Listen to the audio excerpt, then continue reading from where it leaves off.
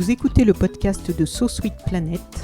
Je suis Anne Greff et je vous propose des rencontres autour des thèmes des droits humains, de la culture et de l'environnement.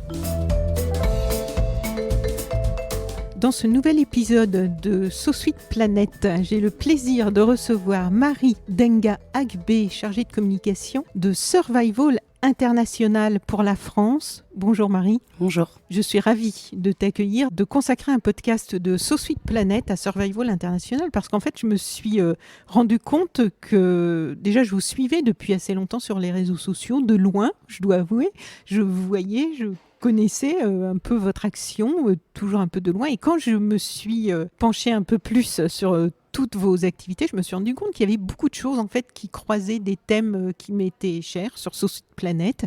Et que c'était l'occasion, à une époque où il est de plus en plus urgent de prendre conscience non seulement des problèmes, mais aussi de notre responsabilité et des choses que l'on peut faire pour que ça aille mieux dans ce monde. Survival International, c'est une association qui a reçu le prix Nobel alternatif en 1989, qui a fêté assez récemment, je crois, c'est 50 ans. Exactement. Et donc, ma première question, c'est né comment et quand Survival International ? Alors, Survival, c'est né en fait en 1969, à la suite de l'apparition d'un article de Norman Lewis dans le Sunday Times magazine. Alors, cet article qui s'appelait Génocide parlait d'un génocide qui avait lieu au Brésil. Et ça a scandalisé un groupe d'Anglais qui, pour la plupart, avaient déjà été en contact, parce qu'ils étaient anthropologues, avec des peuples autochtones. Donc ils ont décidé de se mobiliser pour essayer de faire cesser ce génocide en mobilisant aussi l'opinion publique. Donc Survival, c'est vraiment né à partir de cet article et de l'idée de nous, d'ici, qu'est-ce qu'on peut faire et comment on peut agir pour arrêter ça. Voilà, donc c'est né comme ça. Au début, c'était vraiment... Quand tu dis nous ici, en fait, ça commence où ? Alors, oui, à Londres. Donc ça a commencé à Londres. C'était des Anglais. Je dis nous ici parce que, comme tu l'as dit, c'est Survival en français. En fait, on considère, on va l'expliquer un peu plus en détail, mais que ce sont nos sociétés, donc on va dire nos sociétés occidentales, oui, qui ont à changer leur vision sur les peuples autochtones et qui ont aussi à empêcher, parce que ce sont nos industries la plupart du temps et nos actions qui ont des conséquences dramatiques sur la vie des peuples autochtones. Donc nous, on considère que c'est à nous de changer radicalement pour leur permettre de vivre sereinement et de vivre sur leur territoire. Donc quand je dis nous, voilà, j'entends dans l'ensemble les sociétés occidentales. Donc voilà, donc c'est né en 1969 d'un petit groupe. C'était vraiment un petit groupe de bénévoles. Au début, il n'y avait pas beaucoup de fonds. Et ça a pris de l'ampleur. Et grâce aux sympathisants, maintenant, c'est un mouvement mondial avec des bureaux. Donc le siège est à Londres. Ensuite, on a des bureaux à Madrid, Berlin, Paris, Milan et San Francisco. Voilà. D'accord. Ah oui, j'allais dire, et pas le continent américain, mais c'est à San Francisco quand même. Voilà. Et pas en Amérique du Sud ? Non, en fait, on n'a pas de bureau dans les pays où on pourrait avoir des campagnes ou des cas pour éviter en fait, qu'on doive changer nos campagnes à cause de la pression que pourraient subir les gens que l'on emploie. Ah, donc on reste. Donc il y a deux raisons. Il y a cette raison-là qui est de celle de pouvoir agir complètement librement. Oui. Et la deuxième aussi, c'est comme je le disais, c'est parce qu'on considère que c'est dans nos sociétés qu'on doit changer les choses pour empêcher ces violations. Voilà. Oui. Donc vous êtes présent dans combien de pays en fait aujourd'hui ? Donc ça fait 6 pays dans 7 langues, parce qu'on a Survival Brésil, oui, qui n'est pas basé au Brésil, mais qui agit pour le Brésil et en portugais. Donc ça 6 pays, mais j'imagine qu'au niveau des personnes qui soutiennent et des gens qui sont actifs, il y a plus de... Ah oui, c'est dans une centaine de pays dans ça. le monde, et oui. Il y a des milliers de sympathisants, je ne pourrais même pas donner le nombre, mais oui, c'est dans des centaines de pays dans le monde. Oui. Et c'est grâce aux sympathisants qu'on a pu devenir vraiment ce mouvement mondial. Alors, moi, au risque de paraître un peu simpliste, mais j'aime bien, quand on rentre dans un sujet sur So Sweet Planet, reprendre vraiment les bases pour être sûr que tout le monde va nous suivre. Donc, est-ce que tu peux nous expliquer, pour qu'on reprenne les choses depuis le début, qui sont les peuples autochtones ? Qu'est-ce qu'on appelle un peuple autochtone et où sont-ils aujourd'hui ? Alors, c'est une définition qui est compliquée, qui est très large aussi parce qu'elle regroupe une diversité de peuples et de pays qui est énorme. J'ai pris une petite feuille parce que vraiment, c'est un peu compliqué pour que les gens comprennent. Mais alors, le terme autochtone, c'est un terme qui désigne des peuples qui étaient souvent là avant la colonisation, qui sont maintenant souvent minoritaires dans le pays qu'ils occupaient, qui parlent une langue différente de la langue qui est maintenant dominante, qui ont une forme de société qui est différente, Qui est devenu minoritaire alors. Qui est devenu minoritaire, oui. Exactement. Voilà, alors ce sont des sociétés non industrielles, non marchandes ou partiellement marchandes, marginalisées par rapport au pouvoir central ou national du pays, organisées selon des réseaux de parenté ou d'alliances. C'est des hiérarchies politiques aussi qui sont différentes et c'est des systèmes économiques qui sont souvent basés sur le don, l'échange matériel ou symbolique et la réciprocité. Ils sont souvent les habitants originels de leur territoire ou les occupent depuis des centaines, voire des milliers d'années. Ils sont chasseurs, payeurs, cueilleurs, cultivateurs, donc sur brûlis dans les forêts tropicales. Chasseurs, quoi tu dis ? Cueilleurs. Il n'y avait pas un mot entre les deux ? Il y a chasseurs, pêcheurs, ah oui. Cueilleurs, cultivateurs ou éleveurs de bétail. Et ils ont, je pense que ce qu'il faut, il y a deux choses qui sont très importantes à retenir. Il y a déjà, peuple autochtone, c'est aussi une détermination, c'est-à-dire que ce sont les peuples eux-mêmes qui s'appellent peuple autochtone. On ne peut pas poser cette dénomination sur un peuple. Et l'autre chose très importante, c'est un attachement très fort, culturel, émotionnel et spirituel à la terre. C'est ça aussi qui est une grosse partie de la définition de ce qu'on va dire être un peuple autochtone. Parce qu'ils y trouvent tout ce dont ils ont besoin. Je vais le dire d'une façon un peu triviale, c'est la forêt ou leur forêt, c'est tout, c'est leur supermarché, donc ils se trouvent toute leur nourriture, leur pharmacie, parce qu'il y a toute la pharmacopée, mais c'est aussi des lieux spirituels, c'est là où il y a leur site sacré. Donc voilà, je pense qu'il faut retenir, c'est des peuples qui sont maintenant minoritaires dans le pays, qui parlent une langue qui n'est pas apparentée à la langue qui est maintenant dominante, et qui ont un très fort attachement spirituel, émotionnel et matériel à la terre. Pour donner quelques chiffres, ça représente environ 5% de la population mondiale. Donc c'est-à-dire, alors c'est beaucoup quand même. C'est beaucoup. C'est ça, en fait, pas que c'était autant. Oui. Non, souvent les gens sont surpris, mais ça représente 5% de la population mondiale, c'est-à-dire environ. Alors les chiffres, ça varie entre 370 millions, 400 millions de personnes, parce que comme je le disais, c'est difficile à déterminer. On en parlera peut-être plus tard, mais il y a aussi des peuples qu'on appelle peuples non contactés. Oui. Donc pour on avoir, va en parler. Voilà, pour avoir le nombre de ces personnes, c'est un peu plus compliqué. Oui. Qu'est-ce que je peux donner comme chiffre qui peut être intéressant ? Ils parlent 4000 des 7000 langues qui sont aujourd'hui parlées sur Terre. Et ils sont présents dans environ 90 pays. Donc il faut savoir qu'aussi, dans ce qu'on appelle en France, nous avons des peuples autochtones, parce que souvent on oublie. Donc il y a en Nouvelle-Calédonie les Kanaks, et puis il y a tous les peuples autochtones de Guyane française, qui sont les Kalinas et d'autres. Voilà. Et alors là, excuse mon ignorance, mais quand on a des noms, comme je pense par exemple les aborigènes d'Australie, des noms comme ça spécifiques à un endroit, c'est englobé dans les peuples autochtones ou c'est encore autre chose ? Non, ça fait partie. Alors, on utilise moins aborigène parce qu'il avait un peu un côté péjoratif et ça avait été aussi donné par les colons. Donc nous, on essaye d'utiliser autochtone. Et après, dans les peuples aborigènes, il y a plein de... Enfin, dans les peuples autochtones d'Australie, il y a plein de peuples. D'accord. Mais oui, ils font partie de ces peuples autochtones au niveau global. Mais comme je le disais, c'est une diversité immense parce qu'il y a donc les Kalinas en Guyane, il y a les Samis en Europe du Nord. Je pense que les gens, quand ils pensent à des peuples autochtones, je pense qu'ils ont beaucoup les peuples autochtones d'Amérique du Sud en tête. Il y a des peuples autochtones en Afrique, en Inde, c'est là où il y a la plus grande concentration de peuples autochtones. Il y a beaucoup de peuples autochtones en Inde. Oui, alors qu'on pense plutôt à l'Amérique latine. Alors qu'on pense plutôt à l'Amérique latine. Oui. Malheureusement, en Amérique latine, en fait, avec l'histoire de la colonisation, il y a quand même 90% presque des peuples autochtones qui ont été décimés. Donc c'est aussi pour ça qu'il y en a moins en termes numéraires. Mais dans les Amériques en général, de toute façon, c'est ce qui s'est passé. Mais voilà, donc il y en a dans plein de continents et le lien vraiment de rattachement, parce qu'en fait, il a fallu donner une définition pour pouvoir leur donner des droits et des protections au niveau international. Donc c'est la Convention 169 de l'OIT qui est un peu définie pour qu'on puisse donner des protections, notamment au niveau du territoire et de leur culture. Et donc c'est pour ça qu'on a réuni ces peuples autochtones en mettant cette notion de fort rattachement spirituel, matériel et émotionnel à la terre. Mais c'était pour pouvoir protéger et donner un outil de protection internationale à ces peuples. D'accord. Et quand on dit peuple premier ou peuple natif, c'est la même chose. On parle des mêmes... Exactement, peuple racine. Il y a beaucoup de gens qui ont utilisé peuple natif. Il faut savoir aussi que les gens utilisent peuple indigène. Nous, on ne l'utilise pas en français. Dans nos autres bureaux, ils vont dire indigenous ou indigenas ou dans les autres langues.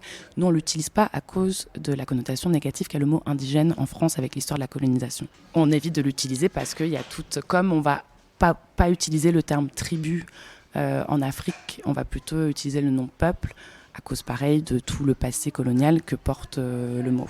Voilà. Alors qu'en anglais, on utilise tribes, qui a moins ce poids un peu lourd et négatif. C'est un peu chargé. Voilà. Tu dis que les lois, j'ai lu ça, je crois, en étudiant des précédentes interviews, les lois peuvent faire bouger les choses, mais ne changent pas assez l'opinion du grand public. Alors, en quoi l'opinion du grand public a-t-elle besoin d'être changée et comment vous y prenez-vous ? Alors, elle a besoin d'être changée parce qu'il y a encore dans de nombreux pays cette vision, même partout dans le monde, que les peuples autochtones sont arriérés ou primitifs. On lit encore dans des articles vivant à l'âge de pierre ou les mots primitifs ou en dehors de la société moderne. En fait, tous les peuples ont évolué. Ils ont évolué de façon différente, mais tous les peuples ont évolué et ils ne vivent pas de la même façon qu'ils vivaient il y a 1500 ans. C'est juste qu'on a des formes de société différentes. Donc déjà, cette vision-là, on essaie de la changer parce qu'elle est encore très ancrée dans l'opinion publique. Ça, c'est sur la vision des peuples. Après, là, il y a quelque chose de très méprisant. Exactement, oui. exactement. Et qui a servi à justifier et qui fait qu'encore aujourd'hui, c'est vraiment le racisme et le colonialisme qui fait que des peuples autochtones meurent encore ou leurs droits sont bafoués. Donc il y a cette vision déjà des peuples en eux-mêmes, aussi cette vision de... il y a plein de choses, on va le dire un peu rapidement, mais qu'on a avec la nature, de penser que l'humain détruit la nature, qu'on a tous le même rapport à la nature. Donc détruire ça aussi dans la tête des gens, de dire non, c'est pas tous les humains qui détruisent la nature, il y a des sociétés et des peuples qui ont un lien complètement différent à la nature, qui sont encore, qui font partie de la nature, qui l'ont façonné, géré depuis des milliers d'années. Donc essayer aussi de détruire cette vision de séparation nature-culture, comme dit Philippe Descola, c'est pas quelque chose d'universel. On en parle, je crois, dans chaque podcast en ce moment. Voilà.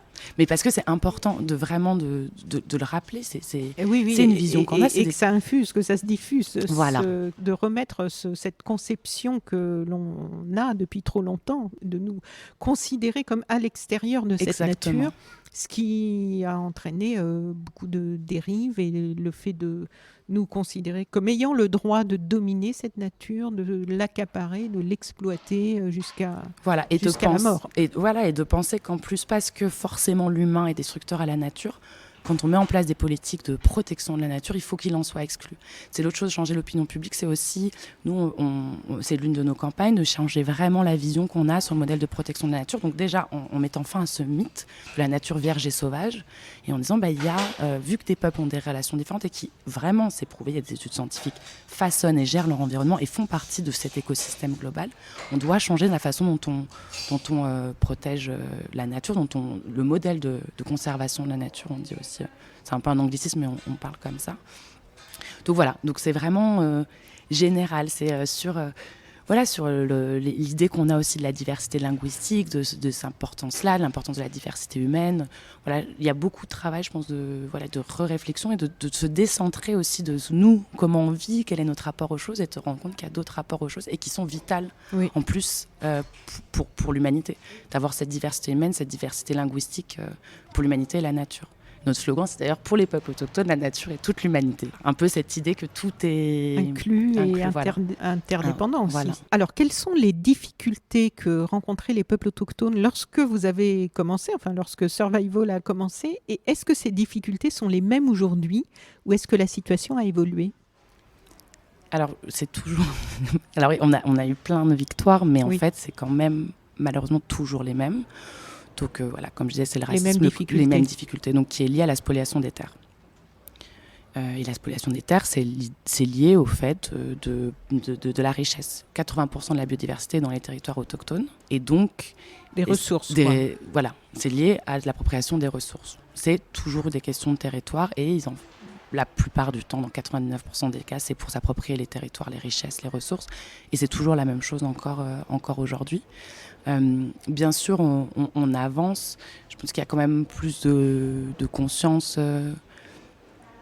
Il y a de plus en plus de conscience, ou en tout cas, on entend encore de plus en plus parler. On voit beaucoup de mouvements autochtones qui sont très forts. Au Brésil, les mouvements autochtones sont très forts. Au Canada, aux États-Unis, ils ont plus de poids. Donc, mais parce que eux se sont organisés et ont combattu. Et c'est aussi ça qui est assez impressionnant, la résilience qu'on peut avoir après des 500 ans de colonialisme et de politique coloniale et génocidaire très forte, de voir que les peuples arrivent à s'organiser ensemble. Mais donc, il y a une évolution qui est plutôt du fait des peuples et un peu de l'opinion publique qui se rend compte de ce qui se passe, que vraiment des grandes multinationales et des gouvernements. Oui, là, ça bouge pas beaucoup. Bon, on le voit bien, le capitalisme, c'est quand même l'idée de base, c'est l'exploitation des richesses à but lucratif et voilà, la surconsommation croissante. Donc forcément, ça peut pas bouger. Au détriment de la vie. Au détriment de la vie. Donc du vivant. Voilà. Je pense que tant que ça n'a pas bougé, malheureusement, ce que risquent les peuples autochtones dans leur territoire, ça sera toujours la même chose. Alors dans votre travail, il y a le fait de faire pression justement sur les gouvernements pour qu'ils reconnaissent les droits territoriaux autochtones et puis les droits humains de ces personnes. Comment ça se passe? Comment depuis 50 ans vous avez, j'imagine qu'il y a eu des évolutions. Est-ce qu'il y a des endroits où votre travail a porté ses fruits? Je sais que oui. Et comment ça se passe pour faire pression sur des gouvernements quand on est une association? On a l'impression que c'est David contre Goliath. Donc comment ça se passe concrètement? Alors peut-être pour expliquer ça, je vais expliquer un peu la façon dont on travaille. Donc notre travail il est basé, on va dire, sur 4 piliers, qui est le premier très important, qui est l'alliance. Donc on travaille en partenariat avec les peuples autochtones. Nous, on est vraiment une plateforme pour permettre aux peuples autochtones de s'adresser au monde. Donc, c'est-à-dire que les peuples qui n'ont pas accès aux institutions internationales ou qui ont peu de voix pour s'adresser au gouvernement, nous, on sert de plateforme. Voilà. Vous n'avez pas l'attitude qui a pu être reprochée à certaines ONG d'arriver avec un certain paternalisme en prenant de haut, de surplomb et en imposant des choses sans travailler en collaboration. Non, et c'est pour ça aussi que nous, souvent quand on se définit, forcément, on est une ONG mais on se définit plus comme un mouvement mondial. On aime bien on l'appelle comme ça parce que c'est vraiment ça. Et donc c'est un mouvement qui est en alliance. Il y a des peuples avec qui on travaille depuis 50 ans, presque, et des centaines de communautés avec qui on travaille depuis longtemps. Donc il y a ce travail d'alliance. Après, il y a le travail de recherche, c'est-à-dire que ce sont nos chercheurs, nos chargés de campagne qui, en interne, vont sur le terrain.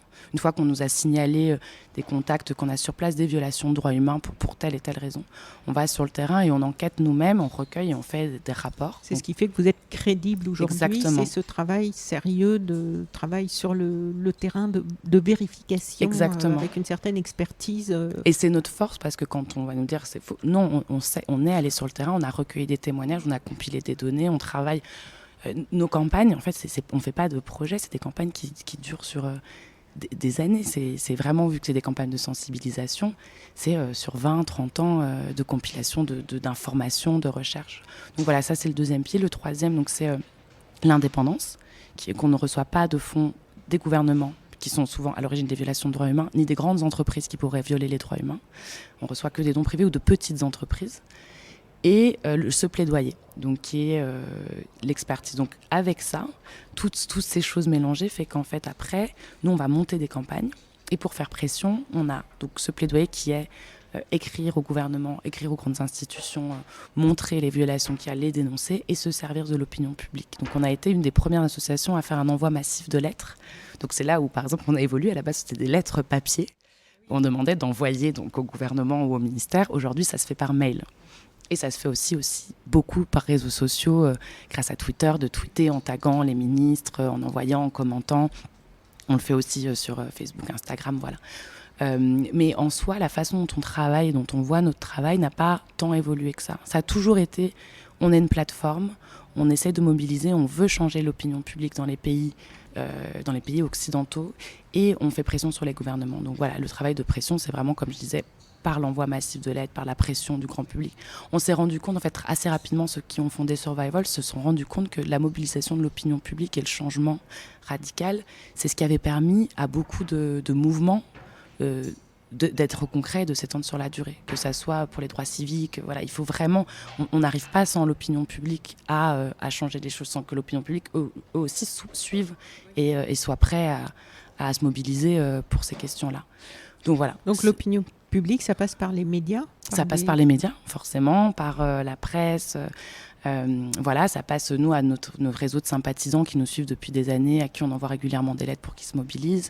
Voilà, ça passe par tout ça. On essaye de faire des événements dans des cafés alternatifs, des projections débats. Moi, je trouve ça très intéressant, les projections débats, parce que ça permet...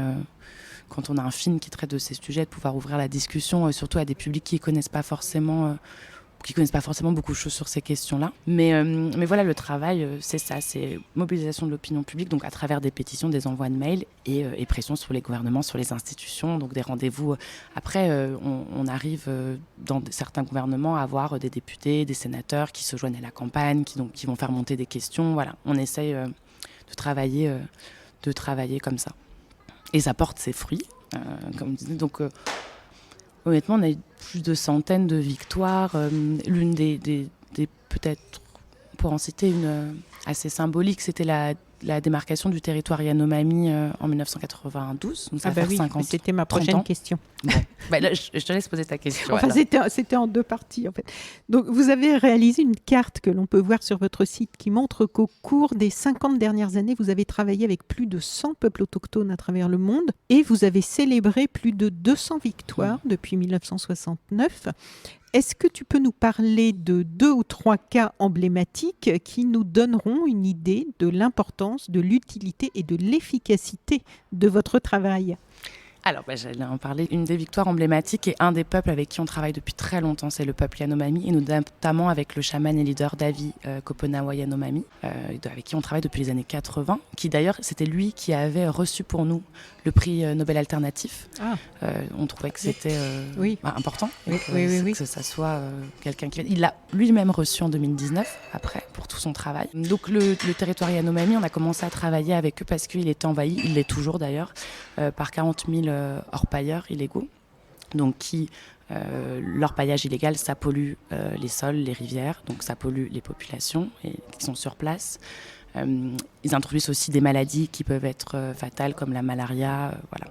Donc l'orpaillage, c'est la recherche, les chercheurs d'or, en fait. Voilà, l'orpaillage, c'est les chercheurs d'or, c'est vrai, c'est pas forcément évident.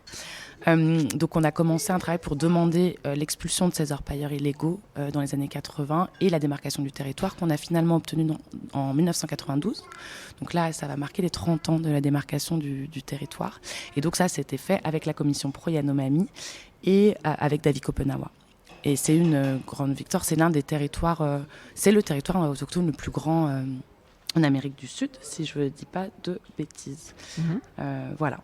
Et c'est la plus vaste... La plus grande zone de forêt tropicale au monde. Sous contrôle autochtone. Donc c'est bien au monde, c'est pas en Amérique, c'est dans le monde que c'est la plus vaste forêt tropicale sous contrôle autochtone. Alors il faut savoir que c'est jamais terminé. Là, on a démarqué le territoire. Malheureusement, comme je le disais, ils sont à nouveau envahis par l'orpaillage illégal, donc par les mineurs illégaux.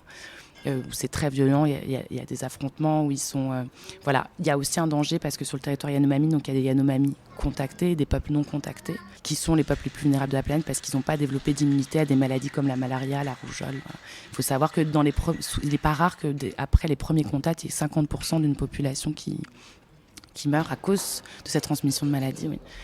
Donc là, c'est je pense une victoire assez symbolique.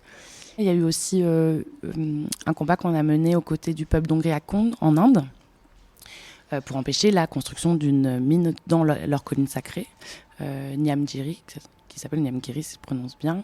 Et c'était Vedanta, qui est une entreprise anglaise qui voulait s'installer. Donc on a obtenu, le peuple d'Ongri Akond était contre, et on a obtenu que la Cour suprême leur demande leur avis, et eux, ils ont bien entendu dit non. Et donc ça a permis d'empêcher la construction de la mine. D'accord. Et obtenu que la Cour suprême, alors là c'est en une phrase, donne leur avis. J'imagine que dans le temps, c'est combien d'années ? Je crois que c'est sur 10 ans. Ah oui, c'est ça. Parce qu'on a tellement de victoires que moi j'ai repris. Réussir à contacter déjà les bons responsables politiques, à se faire entendre, à ce qu'ils prennent en considération ces demandes. Et pour qu'ils prennent en considération, après il faut aussi qu'ils soient informés de la réalité sur le terrain, autre que celle dont ils avaient connaissance, à savoir l'arrivée d'une entreprise avec, j'imagine, évidemment, à la clé des emplois. Ça s'est fait sur 13 ans. Et ça a pu être fait aussi parce que pour mobiliser l'opinion publique, on avait réalisé un film qu'on avait montré. On avait été soutenu par des personnalités parce que ça passe aussi par ça, par des personnalités qui relaient le message, donc qui touchent un plus grand nombre de personnes qui ne sont pas forcément sensibilisées. Par exemple, on a Gillian Anderson, qui soutient Survival régulièrement, qui avait fait des campagnes pour nous, donc pas sur les Dongri Akong, mais qui avait fait pour les Awa, où c'est l'une des 3e victoires dont on peut parler. qui, pareil, a commencé... En 2003, on avait déjà commencé une campagne pour leur demander de protéger le territoire. En 2012, on a refait une campagne à l'échelle mondiale avec un appel qui était lancé par exemple là par Colin Firth et qui a été, il y a 57 000 personnes qui ont envoyé des messages au gouvernement brésilien pour qu'ils expulsent les envahisseurs et qu'il envoie des agents pour sécuriser le territoire des Awa. Voilà. Donc c'est trois campagnes assez emblématiques de survival.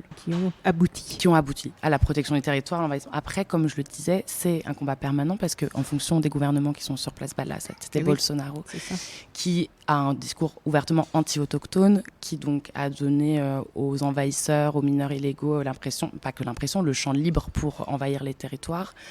Donc forcément, quand on a des gouvernements comme ça qui essayent en plus de faire passer des lois qui diminuent les droits des peuples autochtones, forcément, par exemple, dans le cas de ce que vous avez pu gagner il y a quelques années peut être remis en question. Voilà, il faut continuer à se battre, à faire en sorte que ça ne soit pas remis en question, que les territoires, qu'il y ait une vraie protection des territoires et que les territoires, par exemple, qui n'ont pas encore été démarqués, puissent être démarqués.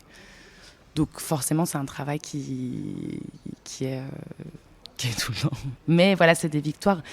Je pense que des fois, oui, les gens ont l'impression que c'est un peu... et c'est ce que disait... c'est aussi quelque chose qu'on essaye de détruire dans l'opinion des gens, de dire, de toute façon, ce sont des peuples voués à disparaître, c'est des façons de vivre qui sont vouées à disparaître. Non, il y a des peuples qui, quand ils vivent sur leur territoire et qu'ils ont leur territoire sécurisé, ils vivent très bien.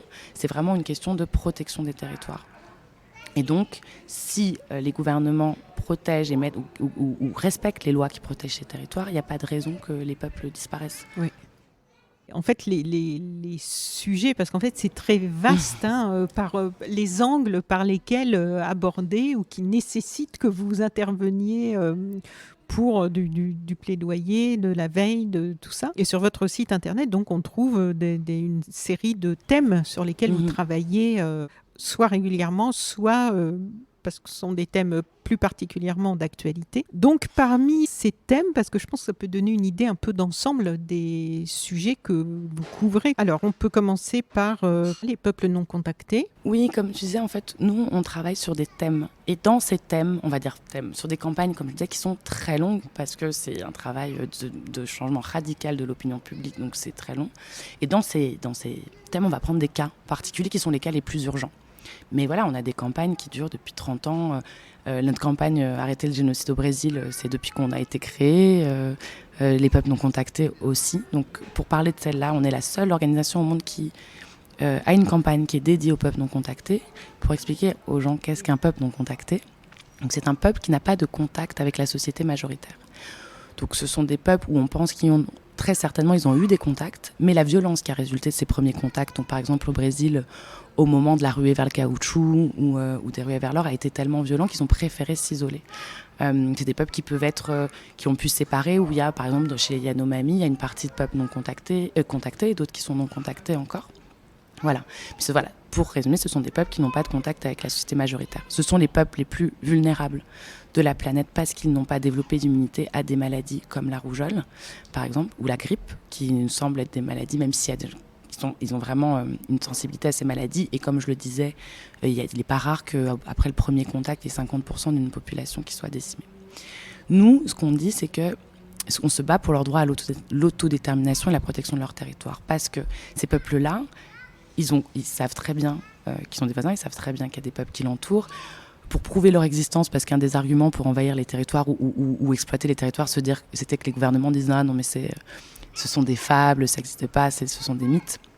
On a survolé, donc on a pris des photos où il y a des organismes qui vont sur le terrain recueillir des preuves.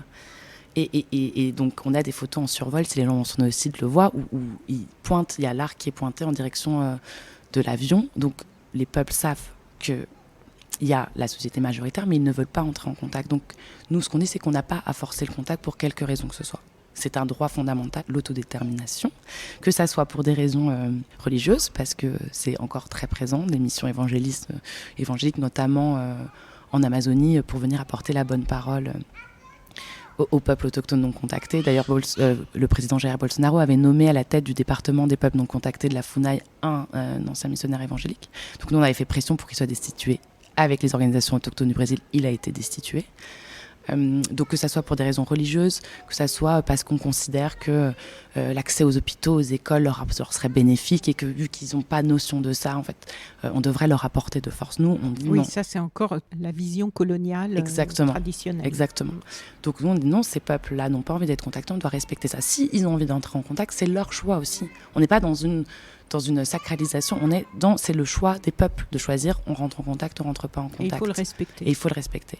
Et c'est des peuples qui, quand ils sont sur leur territoire et qui peuvent librement vivent très bien et sont pérennes. Et en plus, on voit, quand on voit les images satellites, qu'ils protègent, comme on l'expliquait déjà, très bien leur territoire. C'est des endroits où il y a une grande biodiversité. Quand on voit les images satellites du Brésil, on voit notamment dans les territoires autochtones et les territoires de peuples autochtones non contactés, à quel point la forêt a été préservée.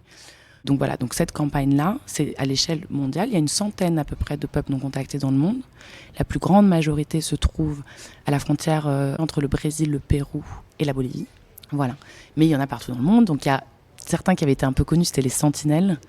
À un moment donné, parce qu'un missionnaire avait essayé de s'approcher de leur île vers l'Inde et il avait été tué. John Shaw, ça avait fait un peu la une des journaux. Bon, c'est un peuple c'est une île qui appartient à l'Inde. Il y en a aussi vers la Papouasie, voilà. Mais la majorité sont dans l'Amazonie brésilienne, enfin dans cette frontière entre l'Amazonie brésilienne et péruvienne.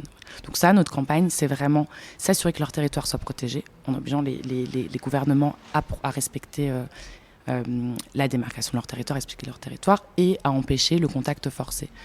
Et à détruire aussi tous les préjugés autour de, voilà, ils sont arriérés, ils vivent à l'âge de pierre, voilà. Ça, c'est l'une de nos campagnes qui est donc à l'échelle globale. Alors ensuite, on a le colonialisme vert, grand sujet. Alors le colonialisme vert, je viens de commencer le livre de Guillaume Blanc sur le sujet, oui. Que je conseille à tout le monde, qui s'appelle L'invention du colonialisme vert, finir avec le mythe de l'Éden africain. Voilà. Et il y a aussi Malcolm Ferdinand, qui sont les deux, je crois. Qui lui parle plus de l'écologie décoloniale, moins du colonialisme vert, mais aussi que je conseille, qui est très très intéressant. Oui, voilà. Parce que bon, tout est un peu lié quand même. C'est quand même une vision très colonialiste de l'écologie ou de la façon de faire l'écologie. Voilà, le colonialisme vert, c'est l'idée reçue et raciste que les habitants des territoires ne sont pas capables de s'occuper de leur territoire.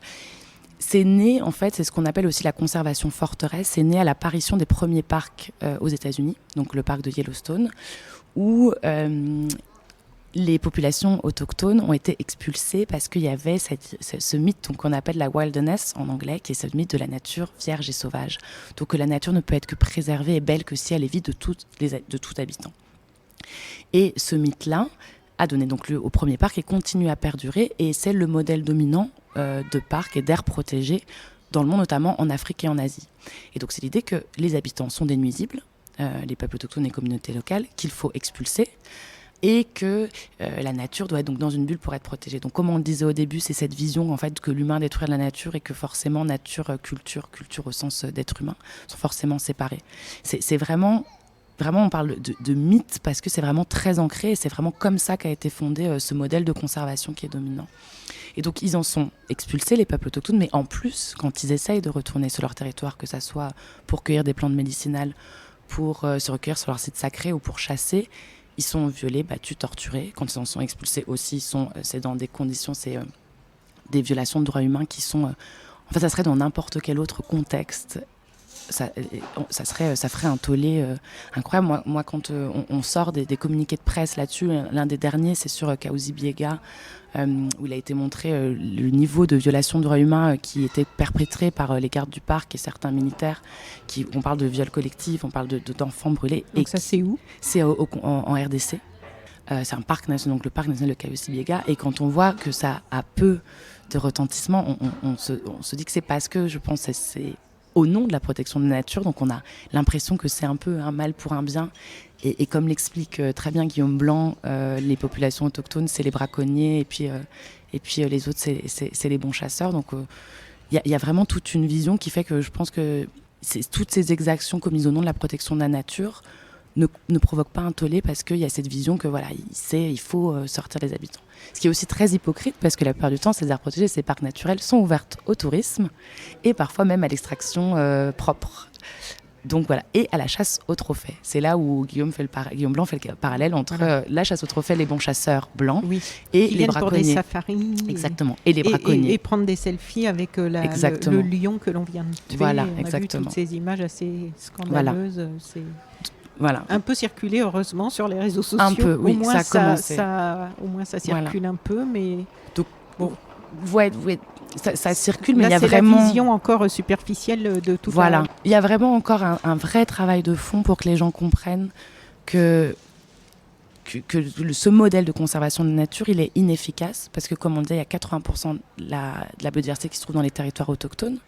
Donc il faut mettre en place un modèle qui place les peuples autochtones et leurs droits en son centre. Que c'est l'outil le plus efficace et le moins coûteux en fait pour protéger la biodiversité, et qu'en plus toutes les grandes mesures, donc création de parcs naturels, donc protéger 30% de la planète, si c'est fait mais qu'on continue à consommer, à polluer comme on le fait, ça n'aura aucun impact. C'est des mesures qui en plus, on le voit bien, on peut protéger 50% de la planète si la surconsommation croissante et l'exploitation des ressources naturelles des fins lucratives continue, ça n'aura pas d'impact. Je sais que c'est un de vos chevaux de bataille en ce moment, les aires protégées, les 30%. Parce que ça va être... donc nous, on a réussi à en tout cas mettre ce sujet sur la table, à ce que les gens réfléchissent à ce que ça veut dire, qu'est-ce que ça veut dire, qu'est-ce que ça implique, 30%. Parce que en fait, c'est bien quand on a des chiffres comme ça, parce qu'on a l'impression que c'est atteignable, donc ça plaît au niveau marketing. On a l'impression qu'il se passe des choses, qu'enfin on va prendre des grandes décisions qui vont faire avancer. Exactement. Et puis il y a des études qui sont sorties. C'est une étude de 2016 ou 2019, mais je mettrai le lien. Qui sur 12 000 aires protégées et qui a montré qu'elles n'étaient pas efficaces pour empêcher le déclin de la biodiversité en fait. Si on continue en tout cas ce modèle-là, ça n'aura pas un impact. Il faut vraiment détruire ce modèle, le reconstruire et faire un modèle qui place les questions, une vraie justice climatique et les questions des droits autochtones et des droits territoriaux en son sein.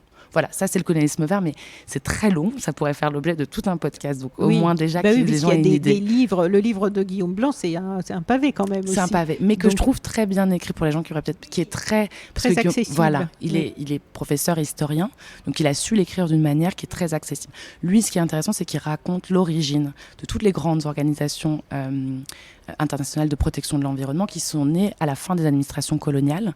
Et en fait, c'était pour garder la main mise sur ces territoires et aussi parce qu'on commençait à détruire la nature en Europe. Donc, tous ces administrateurs coloniaux voulaient sauvegarder cette image de cette nature qu'on fantasme à travers les images du roi lion, des documentaires animaliers. Si on demande aux gens de fermer les yeux et d'imaginer les plaines africaines ou les forêts ou même indiennes, ils ne vont pas imaginer d'habitants.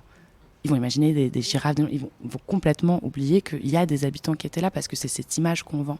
Donc lui, il explique que ça a été, au moment où il y avait le déclin de la biodiversité, c'était pour essayer de protéger. Donc toutes les grandes organisations, donc WWF, l'IUCN, WCS, qui parlent moins aux gens parce que c'est moins connu en France, sont nées à ce moment-là pour gérer ces territoires africains et ont mis en place ce modèle de conservation forteresse. Mais je le conseille, il est vraiment très intéressant sur l'histoire. Après lui, il se focalise sur le Siemens, qui est un parc en Éthiopie, mais ça montre, parce que ce sont pas, souvent les gens ont l'impression que ce sont des cas isolés, c'est vraiment systémique, des violences qui sont liées à ce modèle de protection de la nature.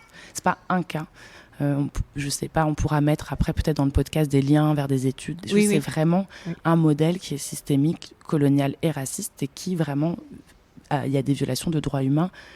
Il y a des peuples autochtones, des personnes autochtones qui tous les jours sont violées, tuées, torturées au nom de la protection de la nature. Donc c'est, nous c'est un combat parce qu'en plus... dans certains cas, là, un de nos combats, et je finirai là-dessus sur cette campagne, c'est que donc je parlais de Kaosi Biega, qui donc un rapport est sorti d'une ONG qui s'appelle Minority Rights Group, qui a donc enquêté sur le terrain. Je les suis aussi. Voilà, qui a enquêté sur le terrain, qui a recueilli des témoignages pour montrer ce qui se passait dans le parc. Et ce parc-là, l'Agence française de développement, donc l'AFD, envisageait de le financer.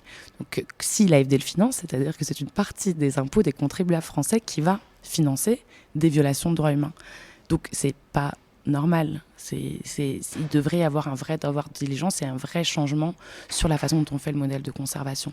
Donc oui, nous, c'est vraiment quelque chose, un peu une urgence, parce qu'il y a l'objectif des 30% qui est censé être adopté lors de la Convention sur la diversité biologique pour la COP 15. Et donc nous, on essaye de faire en sorte de l'empêcher, ou en tout cas qu'il y ait des vraies garanties pour les droits des peuples autochtones. Mais l'objectif, c'est quand même de l'empêcher.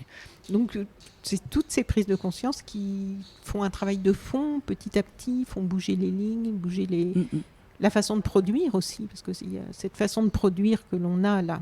Ah bah, nous, c'est ce qu'on dit, c'est ce qu'on disait avant, c'est que si on continue à produire et à consommer comme on le fait, on a beau mettre en place des solutions soi-disant vertes ou dont fait partie, par exemple, la création d'aires protégées, ça va rien changer. Et de toute façon, en plus, les propres grandes organisations de protection de la nature ont dit que l'ancien objectif, c'était 17% d'aires protégées, 20%. Il a été atteint, mais ça n'a pas changé la perte de la biodiversité parce que les mêmes causes produisent les mêmes effets. Exactement. Si on continue à produire et à exploiter à un but lucratif et à consommer à la surconsommation croissante, ça ne va rien changer. Mais oui, je pense qu'on a vraiment la mobilisation et tous ensemble, on a vraiment un pouvoir de faire fléchir les gouvernements, de leur faire changer leurs habitudes, de plus qu'ils aient l'impression qu'ils peuvent en fait...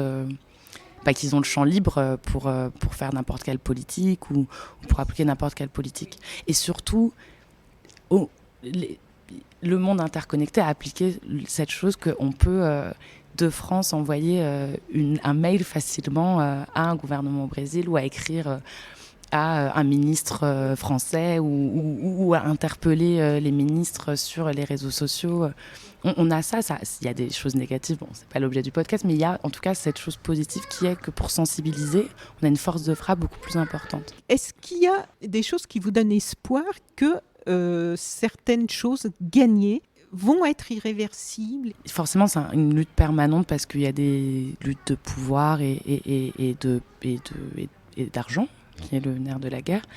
Mais Bolsonaro, même s'il est là, en face, il y a quand même des organisations autochtones, des peuples autochtones qui sont forts et qui ont une capacité de frappe et de réponse qui est très forte. Je pense qu'il y a aussi l'opinion publique qui est plus au courant de ce qui se passe qu'avant.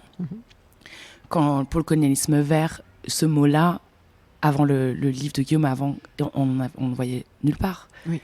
Et depuis un an, on a fait un congrès, un contre-congrès, celui de Lucène, qui s'appelait Notre Terre, Notre Nature, le premier congrès pour décoloniser la protection de la nature. C'est des questions qui sont de plus en plus présentes, même si, parfois dans les grands médias, c'est plus compliqué, mais on a quand même des médias alternatifs qui s'en emparent, qui en parlent. Oui, on était les grands médias sont assez silencieux là-dessus, mais parce qu'on s'attaque à beaucoup de grandes organisations, dont le WWF, qui sont complices de violations de droits humains et qui sont des entreprises, des organisations puissantes. Mais oui, parce qu'en fait, on en parle et de plus en plus de gens le savent. Et des gens vont partager. Et j'ai vu une journaliste qui partageait par exemple en story pour demander aux gens s'ils étaient au courant et qui recevait des gens qui disaient non, mais qui leur expliquaient après. Et je pense que même si c'est pas gagné d'un coup et c'est un combat de tous les instants, il y a la prise de conscience des gens et le fait que les gens se sentent moins seuls et plus puissants et s'organisent fait qu'il y a des choses qui pourront pas se passer comme avant. Je veux dire, sur les droits civiques et sur les droits aux États-Unis, mais même dans d'autres pays, en France, il y a maintenant il y a des réponses, en tout cas de la société civile, des gens qui se mobilisent pour répondre. Et je pense que c'est aussi pour ça qu'il y a des réponses plus violentes en face, parce que on voit qu'il y a il y a une puissance et des mobilisations fortes en face. Qui viennent titiller les résistances qui étaient installées confortablement quand même depuis. Donc oui, il y a beaucoup de travail et oui, les multinationales, on est dans une société de consommation et de production en permanence, donc forcément. Mais voilà, le fait que de plus en plus de gens soient au courant fait que c'est possible et que c'est là où ça donne espoir, parce que les choses changent. Oui. Alors dans les thèmes là, les thèmes qui ont l'air importants pour vous, il y a un thème au titre un peu intriguant, mais j'ai lu ce qu'il y avait derrière, mais j'aimerais bien que tu nous l'expliques. Les Mayflower tuent. Ah oui. Alors cette campagne-là, elle est un peu différente parce que dans les autres campagnes, on prend des cas précis. Celle-là, c'est vraiment une campagne de sensibilisation et de réflexion. Mais c'est ce travail de fond, je trouve, qui est vraiment important aussi. Donc, il faut savoir qu'elle a d'abord été faite, c'est pour ça qu'elle s'appelle Mayflower tue et qu'on l'a mis en décoloniser l'histoire, parce qu'elle a d'abord été faite par le bureau anglais, donc notamment entre les États-Unis et l'Angleterre, parce que on fêtait les 400 ans, enfin pas nous, mais on allait fêter les 400 ans de l'arrivée du Mayflower, en fêtant ça comme un truc incroyable, l'arrivée des pèlerins aux États-Unis. Et donc, l'idée avec cette campagne, c'était d'expliquer l'impact que ça a eu, de raconter l'histoire, pas à partir de ce qu'on appelle, et je mets des grandes guillemets, les vainqueurs, de raconter par les peuples autochtones ce que signifie pour eux en fait l'arrivée du Mayflower, et d'expliquer cette répétition, notamment avec les peuples non contactés, que le colonialisme a un impact négatif de contact de force des populations et l'annihilation des populations c'est le Mayflower tue. Donc voilà, et nous on l'a appelé décoloniser l'histoire parce que pour les gens en France, le Mayflower ça parle moins. Mais en tout cas, ça regroupe toute une réflexion sur la façon dont on raconte l'histoire. En France, on parle beaucoup de Christophe Colomb, on étudie l'arrivée de Christophe Colomb, on le présente comme un explorateur incroyable qui a découvert l'Amérique. C'était intéressant, on avait fait une conférence en ligne avec Samian, qui est un rappeur autochtone canadien. Et on parlait de ce mot « découvrir ». Il y a aussi, d'ailleurs, on pourra donner aussi en référence un podcast canadien-québécois sur les mots. Et donc, qu'est-ce que ça veut dire ? Fait par une femme autochtone. Il s'appelle ça un baladou, je vous donnerai le nom, qui s'appelle d'ailleurs... je retrouvais le nom, mais voilà, et on parle du mot découvrir. Qu'est-ce que ça veut dire découvrir l'Amérique ? Parce que souvent, on n'a pas découvert l'Amérique. Il est arrivé sur un territoire où il y avait des gens qui étaient là. Voilà. Donc cette campagne, c'est vraiment une campagne de fond pour réfléchir à comment on a raconté l'histoire, l'importance aussi, parce qu'en fait, c'est pas juste une question de combat, et ça fait écho à plein de choses en ce moment, mais c'est aussi en fait réhabiliter l'histoire de peuple, raconter et pouvoir comprendre pourquoi on en est là, pouvoir comprendre pourquoi l'histoire des peuples autochtones américains, pourquoi c'est comme ça au Canada, pourquoi dans certaines communautés il y a des taux de suicide ou d'alcoolisme très forts, parce que on raconte l'histoire de l'arrivée des pèlerins, l'histoire des pensionnats autochtones. Il y a une vraie histoire et qui en fait a un impact aujourd'hui sur la société et sur comme elle est aujourd'hui, donc c'est important de la raconter. Donc nous on essaie de trouver des petites choses. En France, j'avais posté l'histoire des personnes kanak qui ont été mis dans les eaux humains en France, dont on parle presque jamais. C'est la même chose pour certaines personnes Kalina. Donc voilà, cette campagne, c'est une campagne de réflexion sur l'histoire, comment elle a été racontée, pourquoi elle a été racontée comme ça, dans quel but il fallait la raconter comme Christophe Colomb est arrivé, il a découvert, il a apporté des choses incroyables, il a eu un échange incroyable avec les peuples sur place, voilà. Pourquoi et entendre ce que les gens disent. Pour beaucoup, les témoignages qu'on a, il y a beaucoup de témoignages de personnes autochtones américaines qui ont parlé. Pour eux, c'est le début d'un génocide, c'est le début de la destruction de leur peuple. Donc vraiment comprendre ça pour comprendre l'histoire actuelle. Et aussi pour ne pas répéter ces erreurs et ne pas les répéter avec des peuples autochtones qui ont encore leur territoire, qui sont encore indépendants, autosuffisants avec leur territoire. Oui. Donc voilà. C'est drôle parce que là, on est en train de discuter. On est juste à côté du palais de la Porte Dorée. Lieu quand même chargé d'histoire et pas de la plus reluisante, on peut dire. Non. L'histoire des zoos humains, je veux dire, personne ne peut dire « Ah ben non, mais c'était normal ». Enfin, oui, on peut dire à l'époque, en fait, ça leur semblait normal. Et puis c'est surtout que là, ça semble normal à l'époque, qu'on n'ait pas envie de culpabiliser. C'est juste quel est l'impact que ça a dans la société, comment ça a créé les relations qu'on a dans la société, le regard qu'on a. Je veux dire, les zoos humains, toute la façon dont on présentait les gens issus des colonies, on fordait un racisme qui est profondément ancré, même quand on essaie de se déconstruire. Donc, les Mayflower. Voilà, c'est l'arrivée des Mayflower, du bateau des pèlerins qui est arrivé aux États-Unis.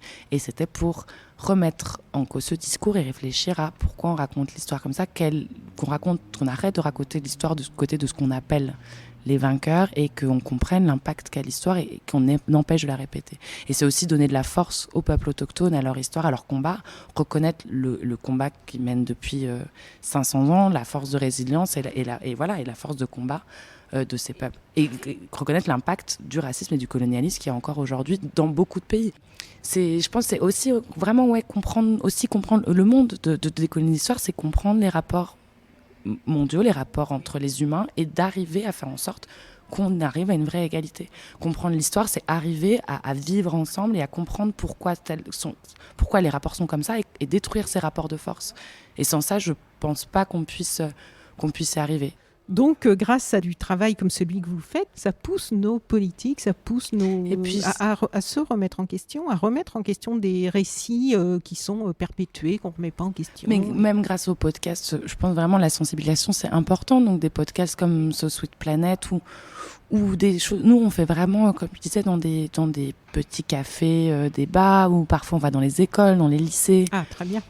On essaye, on n'est pas beaucoup parce que, comme je disais, on n'accède pas des fonds publics ou de grosses entreprises. Donc, en France, on est 6. Ah oui. Donc, on fait avec nos moyens. Mais après, on a des gens qui nous représentent, qui vont parler. Mais nous, on pense vraiment que la sensibilisation, et dès le plus jeune âge, c'est ce qui permet de changer les choses. Et en fait, plus les gens sont sensibilisés, plus si nos politiques ne veulent pas changer, ils seront forcément obligés à un moment donné de changer. C'est ça. Mais c'est ce qui se passe avec la jeunesse en ce moment par rapport au climat, à l'environnement et au droit, à tout ce qui est lié maintenant à tout ça. Voilà. Ouais. Et je pense que c'est ce qui se passe dans beaucoup de pays avec des organisations autochtones, des communautés qui sont très fortes et qui ont repris en main des narrations et qui, si les pensionnats autochtones, si aujourd'hui on en parle autant, c'est pas du fait du gouvernement, c'est du fait des organisations autochtones, des peuples autochtones qui ont pris ça à bras le corps. Donc je pense que voilà, les podcasts, les conférences, tout ça participe vraiment à sensibiliser et à ce qu'on s'intéresse à d'autres choses et à comprendre le monde dans lequel on est. Il y a quand même un autre thème, on va bientôt terminer, moi qui me touche beaucoup parce qu'on en a entendu parler, je ne sais plus, beaucoup l'année dernière ou l'année d'avant, les écoles-usines. C'est quand même incroyable après tout ce qui est sorti, je pense au Canada, de découvrir que ça existe toujours, enfin même si c'est plus exactement de la même façon, mais enfin il y a quand même toujours des morts. Donc oui, il y a encore des écoles.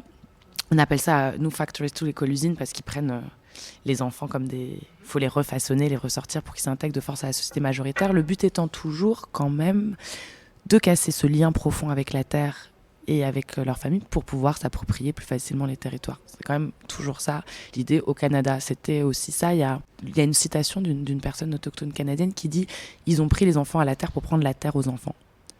Donc c'est vraiment cette idée de casser ce lien, comme on parlait, qui est une partie très forte des peuples autochtones, qui est ce lien à la terre spirituel, émotionnel et matériel. Donc le casser en mettant les enfants dans des écoles où on leur apprend que leur langue est arriérée, que leur façon de vivre est arriérée.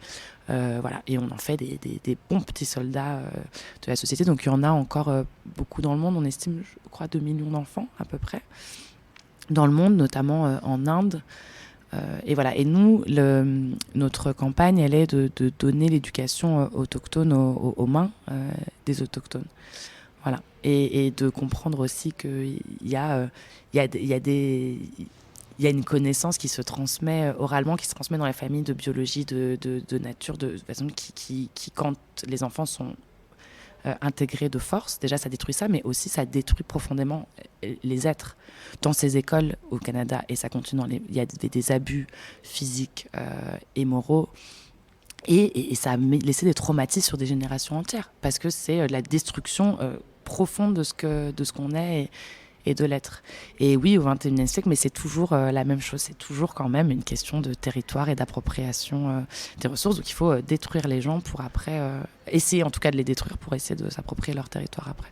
On en avait parlé avec Marine Calmet aussi, tu connais ? Oui, bien sûr. Elle sur la Guyane. Elle parlait de la Guyane, oui. on n'en parle presque jamais, alors Voilà. qu'il y avait des pensionnats catholiques. Et j'étais très surprise, oui, parce qu'on nous a beaucoup parlé du Canada, mais on n'en parle Guyane, la Guyane, évidemment, c'est la Guyane française. Oui. Donc, non, on ne parle jamais de ces pensionnats-là, l'impact que ça a eu chez les peuples guyanais. Nous, on a une petite, qui n'est pas vraiment une campagne, mais on essaye de faire en sorte que la France signe la Convention 169 de l'OIT, qu'elle refuse. Et je pense qu'il y a aussi une difficulté à reconnaître ce qui s'est passé en Guyane, parce qu'il y a cette notion que le peuple français est un et indivisible. Et qu'on ne peut pas reconnaître une pluralité de peuples. Sauf que quand on a une histoire comme celle de la France, c'est difficile de ne pas vouloir reconnaître la pluralité des peuples.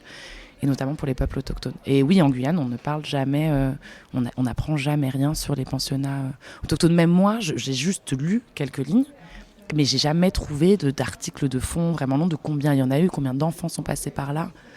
Et ça sera intéressant et important de le savoir pour notre histoire.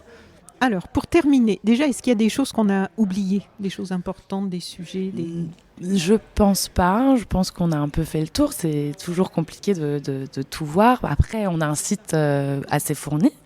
Donc, si vous avez envie d'aller voir sur le site, vous pouvez regarder sur le site. On est aussi, comme je disais, une petite équipe. Donc, on prend soin des gens qui nous écrivent. Donc, si vous voulez écrire un mail à info, vous trouvez l'adresse info@survivalinternational.fr. On répondra. Voilà. Après, peut-être sur les façons de s'engager, il y a plein de façons de s'engager, de participer. Comme on dit, comme je disais, la sensibilisation, c'est très important. Il y a plein de choses à faire pour vous investir, pour faire connaître notre travail, si vous a intéressé, si vous a touché. Mais je crois qu'après... Et puis vous suivre sur les réseaux sociaux. Bien entendu. Suivre le français. Oui. Aussi bien que l'anglais, parce que souvent on suit l'anglais et on oublie qu'il y a la partie francophone. Oui, c'était mon cas. Voilà. Donc je vais mettre les liens dans le descriptif de ce podcast. Puis quel est les combats des mois qui viennent là ? C'est déjà vos grands sujets. Alors on est beaucoup, ce qu'on disait sur l'objectif des 30%, donc le plan des 30%, protégés, transformer 30% de la terre en aire protégée. Ça, c'est une de nos campagnes, de faire pression sur les négociateurs et sur les dirigeants contre cet objectif. Et puis au Brésil, l'une des grosses campagnes, c'est une campagne qui est sur les ordonnances de protection des terres, sur des territoires autochtones qui sont protégés, qui sont protégés par des ordonnances qui ont été adoptées dans l'urgence parce qu'ils n'ont pas été totalement démarqués et qui avant étaient renouvelées tous les 2 ans, et là ils ne les renouvellent que pour les 6 mois. Et Bolsonaro et son gouvernement et ses alliés essaient de faire en sorte qu'elles ne soient pas renouvelées parce qu'ils veulent l'ouvrir à l'exploitation. Donc un des territoires, par exemple, on s'est rendu compte que même s'il est protégé, il y a un élevage intensif de bétail au sein du territoire. Donc nous, on se bat pour qu'elle soit renouvelée, pour que les territoires soient effectivement protégés et pour qu'elle soit démarquée officiellement. Donc ça, c'est une campagne qui est aussi très importante parce qu'elle protège 1 million d'hectares de forêt amazonienne et 7 peuples non contactés qui, si leur territoire était ouvert et ne s'était pas renouvelé, pourraient vraiment courir à la catastrophe. Comme on disait, on parle d'extermination, de destruction des peuples et de la forêt dont ils s'occupent. Donc c'est, je pense, nos 2 campagnes principales et un peu urgentes. Voilà. Mais vous pouvez tout retrouver sur le site et sur les réseaux sociaux. Ok. Marie Denga Agbe, chargée de communication de Survival International pour la France. Merci beaucoup de ce temps pour expliquer et éveiller, sensibiliser du coup dans la foulée. Merci beaucoup, merci pour votre travail que vous faites, qui est un travail précieux. Et maintenant, je vais inviter nos auditrices et auditeurs à aller voir sur votre site internet. Vous avez aussi des vidéos très intéressantes. Donc, j'ai pas parlé, c'est vrai. Voilà, donc moi j'en parle, qui sont sur votre site et que l'on peut retrouver sur votre chaîne YouTube. Donc là aussi, c'est important de les regarder pour s'éduquer soi-même, pour mieux comprendre les problématiques et de les partager pour pouvoir un petit peu diffuser cette information. Oui. Voilà. Merci beaucoup. Merci à toi et très bonne continuation. Au revoir. Au revoir. Vous pouvez retrouver So Sweet Planet sur Twitter, Facebook et Instagram. Et puis, autre information capitale, vous pouvez maintenant soutenir mon travail sur Patreon. So Sweet Planet est un média indépendant et autoproduit. J'ai besoin de votre soutien et je vous offre en plus pas mal de contenus exclusifs. Venez les découvrir. Je vous mets le lien vers Patreon dans le descriptif de ce podcast. À tout de suite.